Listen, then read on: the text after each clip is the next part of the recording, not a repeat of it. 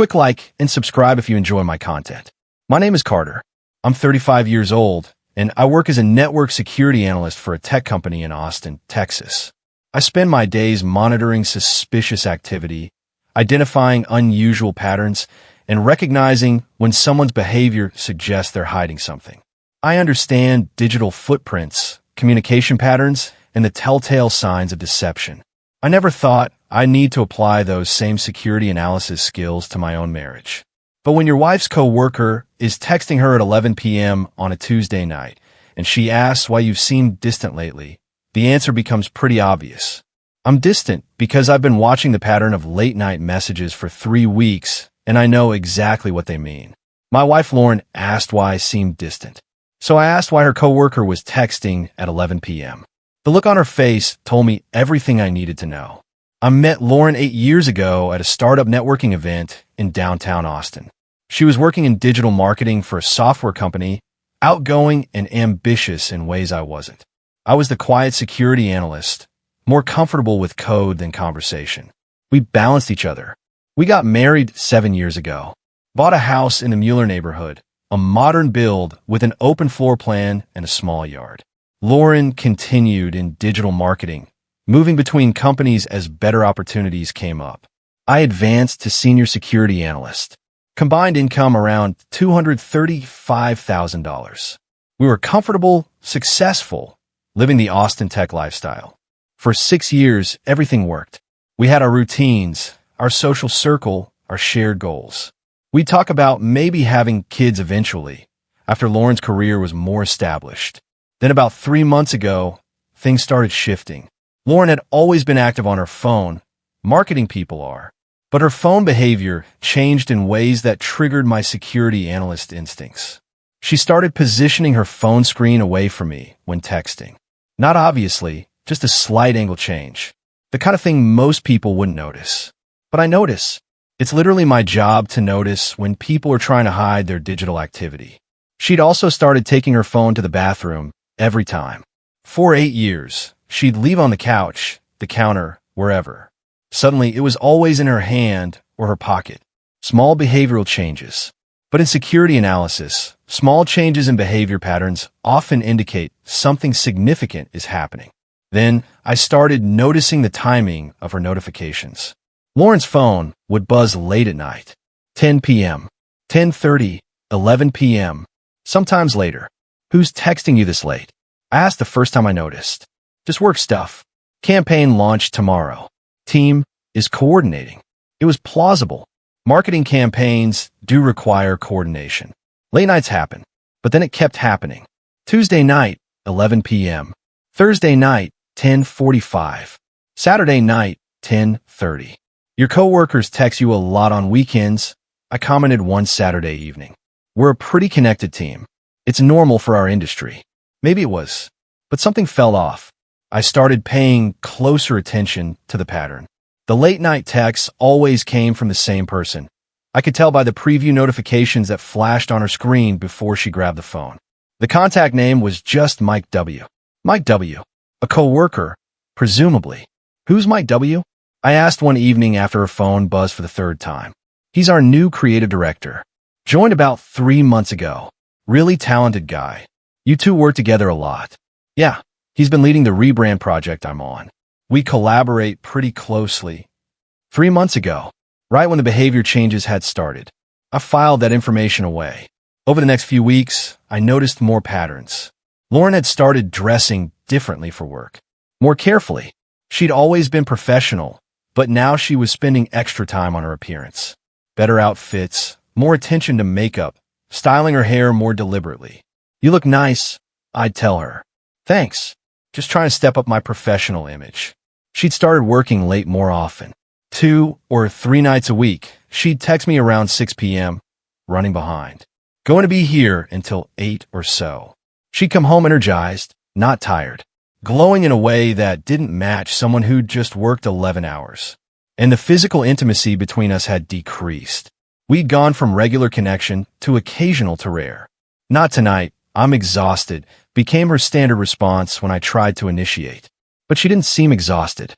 She seemed distracted, like her mind was somewhere else. All of these behavioral changes clustered around the same 3-month time frame. The same period Mike W. had started texting her regularly, including late at night. In network security, when you see multiple suspicious activities originating from the same time period and connected to the same source, you don't treat them as coincidences. You investigate. But I didn't want to jump to conclusions. I'm trained to gather evidence before making accusations. So I started documenting patterns. I noticed that Lauren's late-night phone sessions followed a specific pattern. She'd be sitting on the couch next to me, supposedly watching TV. Her phone would buzz. She'd check it, smile slightly, then start typing. The conversation would continue for 30 to 45 minutes. Constant back and forth. She'd be completely absorbed in her phone, barely aware I was there. Good conversation? I'd ask. What? Oh, just coordinating some work stuff. But her expression didn't match work coordination. It matched something else entirely. One Tuesday evening, about 2 weeks ago, we were sitting on the couch watching a movie. Lauren's phone buzzed at 11:07 p.m. She checked it, smiled, started typing. I glanced at her screen, not deliberately spying, just a casual glance. The contact name Mike W. was at the top. The message preview showed, "Miss you already." Today was. That's all I could see before Lauren angled the phone away and continued typing. "Miss you already." That's not work coordination. That's not professional collaboration. That's personal, intimate. I sat next to my wife on our couch while she texted someone who missed her already at 11 p.m. on a Tuesday. The conversation continued for another 40 minutes. Lauren completely absorbed in her phone, smiling at messages, typing responses, occasionally laughing softly. I sat there pretending to watch the movie while my security analyst brain processed what I was witnessing. The next morning, I did something I'm not proud of. I checked our cell phone account. We were on a shared family plan. I had admin access to view usage details, something I'd set up years ago for billing purposes and never used for anything else. Until now, I pulled up Lauren's text and call logs. The number associated with Mike W. appeared constantly. Dozens of texts per day. Phone calls lasting 20, 30, sometimes 45 minutes. The pattern went back exactly 3 months. I filtered by time of day. The late-night texts between 10 p.m. and midnight happened almost daily. 87 times in the past 3 months. 87 late-night text conversations with Mike W. I looked at the call logs. They talked on the phone 43 times in 3 months. Average call duration, 34 minutes. These weren't quick work coordination calls. These were long, personal conversations. I filtered the data by day of week. The calls happened on weekends. The texts continued on vacation days, holidays, times when work coordination made no sense. The pattern was clear. Lauren and Mike W. had been in constant communication for 3 months. Late nights, weekends, holidays. Long calls, extensive texting. Behavior that went far beyond professional collaboration. I spent my lunch break pulling more data. Cross-referenced the timestamps of Lauren's working late evenings with her location data from our shared Find My Friends app, something we'd set up years ago for safety reasons. On the evenings Lauren said she was working late at her office, her location showed she was at various restaurants, bars, and, on 2 occasions, at a residential address I didn't recognize. I plugged the residential address into Google Maps. It was an apartment complex in downtown Austin. I had a strong suspicion whose apartment it was. That evening, Lauren came home around 7 p.m. from another late work night. "How was work?" I asked. "Exhausting. Long meetings. I'm beat." But she didn't look beat. She looked energized. Happy. We had dinner. Watched TV. Around 10:45 p.m., her phone buzzed. She checked it. Smiled. Started typing. I've been watching this pattern for 3 weeks. Documenting it. Analyzing it. And I'd reached my conclusion. My wife was having an affair with Mike W. The evidence was overwhelming. And tonight, I was done pretending I didn't know. "Who's texting you?" I asked. "Just Mike from work. Quick question about tomorrow's presentation." "At 11 p.m.? "Yeah, he's a night owl. Works late. Seems like he texts you late a lot." She glanced at me, something guarded in her expression. "We're working on a big project. It requires a lot of coordination. 87 times in 3 months? She went very still. What? 87 late-night text conversations with Mike W. between 10 p.m. and midnight in the past 3 months, plus 43 phone calls averaging 34 minutes each. Her face went pale. I checked her phone records. I continued. I'm the account administrator. I can see all the usage data. You've been tracking my phone. I've been noticing patterns. It's what I do for a living. When someone's behavior changes suddenly, when they start angling their phone away, taking it everywhere, getting texts at 11 p.m. from the same person consistently, those are red flags. It's just work. You've also been working late several evenings, but your location data shows you weren't at your office. You were at restaurants, bars, and twice at an apartment complex downtown. She stared at me. I'm a security analyst, Lauren. I monitor suspicious activity patterns for a living. And you've been showing every classic pattern of someone hiding something for 3 months. Carter, so let me ask you directly. Are you having an affair with Mike W.? Tears started forming in her eyes. She didn't answer. That's what I thought. I didn't mean for it to happen. How long? What? How long have you been sleeping with Mike? She looked down. 2 months. 2 months. And you've been texting and calling him for 3. So 1 month of emotional affair, then 2 months of physical. She nodded, crying. And the late-night texts? Those weren't work coordination, were they? No. What were they? Just talking. About our days. About how we feel. About us. About us. You and Mike. While I'm sitting next to you on the couch watching TV, you're texting your boyfriend about your relationship with him. She flinched at the word boyfriend. Is that his apartment downtown? The address your location showed twice. Yes. So, when you said you were working late, you were actually at Mike's apartment. Yes. I stood up. Last week, you asked me why I seemed distant. You said I'd been acting strange for a couple weeks. Want to know why? She looked up at me. Because 3 weeks ago, I saw a text preview on your phone. Miss you already. From Mike. At 11 p.m. And I started paying attention. Started noticing patterns. Started documenting the late-night texts, the long phone calls, the changed behavior. 3 weeks, I've been watching you text your boyfriend in front of me, knowing exactly what was happening, gathering evidence before confronting you. You've known for 3 weeks? I'm a security analyst. When I detect suspicious activity, I don't immediately shut it down. I monitor it. I gather data. I understand the full scope of the breach before I act. I pulled out my phone and showed her the spreadsheet I'd created. Dates, times, call durations, text frequencies. A complete analysis of her communication pattern with Mike W. over 3 months. This is what I do professionally. Monitor activity. Identify patterns. Recognize when someone is trying to hide something. You asked why I seem distant.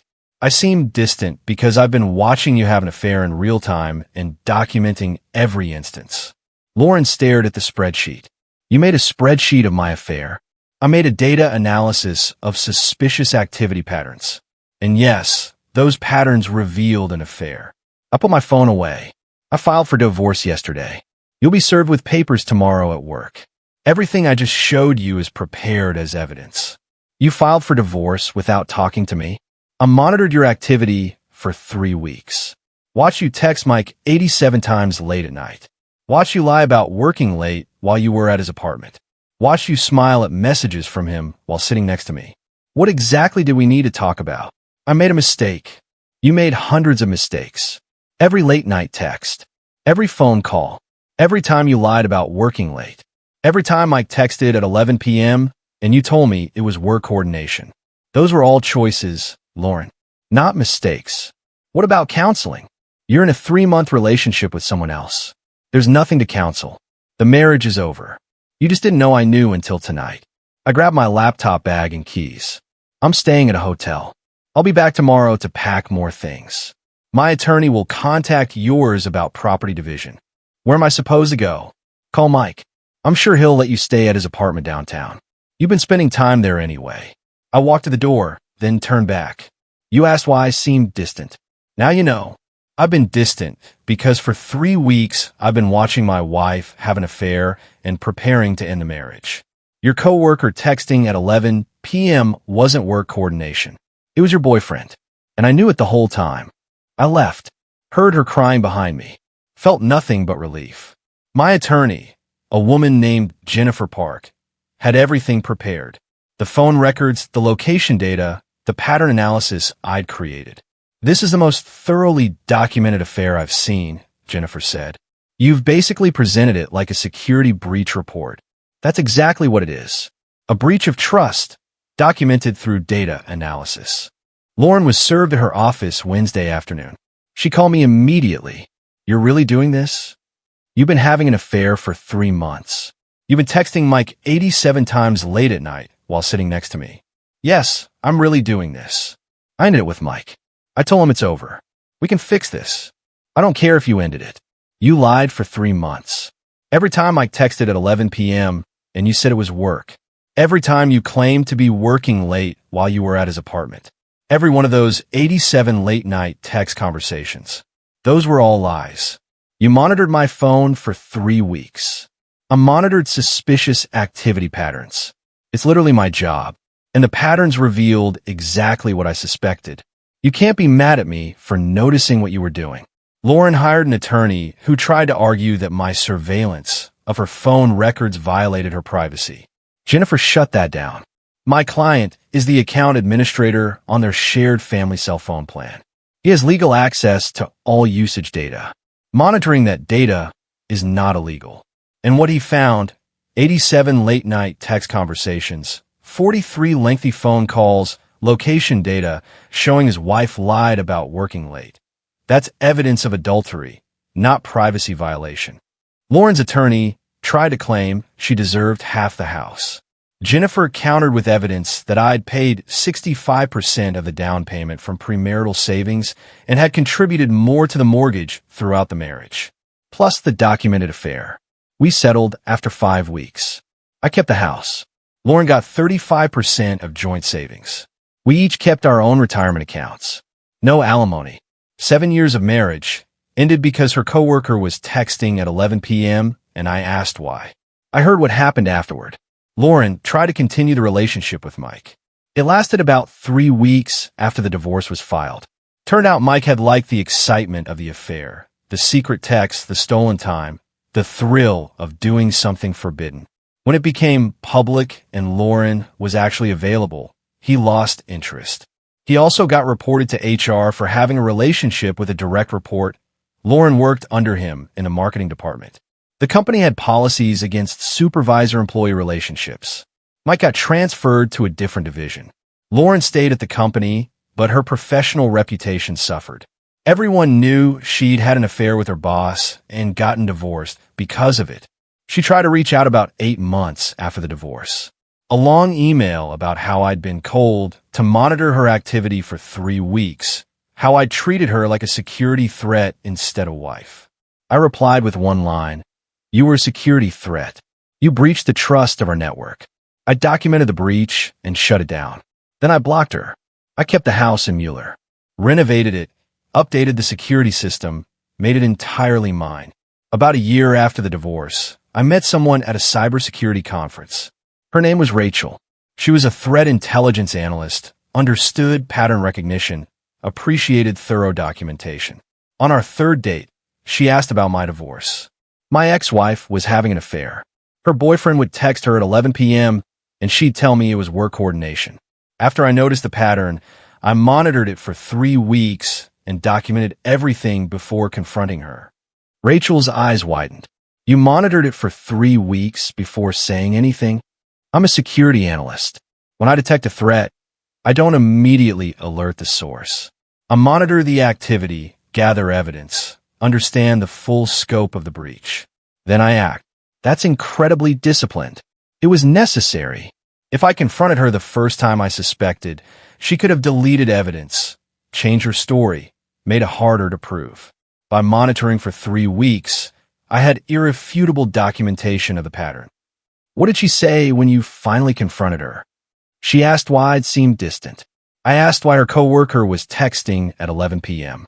The look on her face told me I was right. Then I showed her the data analysis. 3 months of texts, calls, location data, all documented like a security breach report. "You really made a spreadsheet?" "I really did. Dates, times, frequencies, durations. Complete pattern analysis. Presented it as evidence in the divorce proceedings. Rachel nodded slowly. Some people would say that's too analytical. Those people don't work in security. When someone asks why you seem distant while they're actively having an affair, the question answers itself. I was distant because I was monitoring a security breach in my personal life. We've been together for over a year now. Rachel understands secure communication. She's transparent about her phone, her location, her schedule. Never gives me reason to monitor anything. Because she has nothing to hide. My wife asked why I seemed distant. I asked why her coworker was texting at 11 p.m. And that question, that simple, direct question, revealed everything I've been documenting for 3 weeks. The 87 late-night text conversations. The 43 lengthy phone calls. The lies about working late. The 3-month affair she thought she'd hidden successfully. She asked why I seemed distant because she'd noticed I'd pulled back, become more observant, less engaged. She didn't realize I'd pulled back because I was monitoring her, watching the pattern of late-night messages, documenting the suspicious activity, preparing to shut down the breach. Some people said I was cold to monitor her for 3 weeks without confronting her. But those people don't work in security analysis. They don't understand that you don't stop a threat by alerting it too early. You monitor. You gather evidence. You wait for the right moment. And when she asked why I seemed distant, that was the right moment. Because the answer was obvious. I seemed distant because I was watching you have an affair in real time. And your coworker texting at 11 p.m. wasn't work coordination. It was your boyfriend. And I knew it the whole time.